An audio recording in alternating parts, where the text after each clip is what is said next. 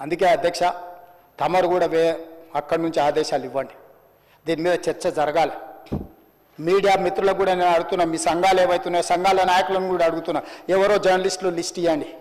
Journalist అనే పదానికి definition ఏందో ఇవ్వండి, ఆ లిస్ట్ ఇవ్వండి. ఆ లిస్టులో ఉన్నోళ్ళు ఇట్లా తప్పు చేస్తే ఏం శిక్షిస్తారో మీరు నిర్ణయించండి. ఆ లిస్టులో లేనోడు జర్నలిస్ట్ కాడు, జర్నలిస్ట్ కానోడిని క్రిమినల్ కిందనే చూస్తాము.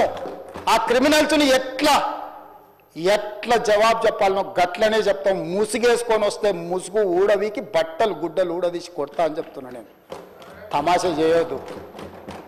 నేను కూడా మనిషిని, నాకు చీమునెత్తురుంది. అన్నిటికీ బరాయించుకుంటే తప్పులని అన్నిటిని మోసుకుంటే ఏదో కుర్చీలు ఉన్నా కాబట్టి ఊరుకుంటా అనేమన్నా ఏషాలు ఏదలుచుకురాం. అన్ని చట్టపరంగానే చేస్తా. చట్టాన్ని పరిధి నేను దాటను. ప్రతిదానికి ఒక శిక్ష, ఒక విధానం ఉంది. ఏది కూడా పరిధి దాటను, ఎందుకంటే నేను ముఖ్యమంత్రిని. చట్ట పరిధిలోనే అన్ని శిక్షలు ఉంటాయి. జర్నలిస్టులకు కూడా నా సూచన, ఎవరు జర్నలిస్ట్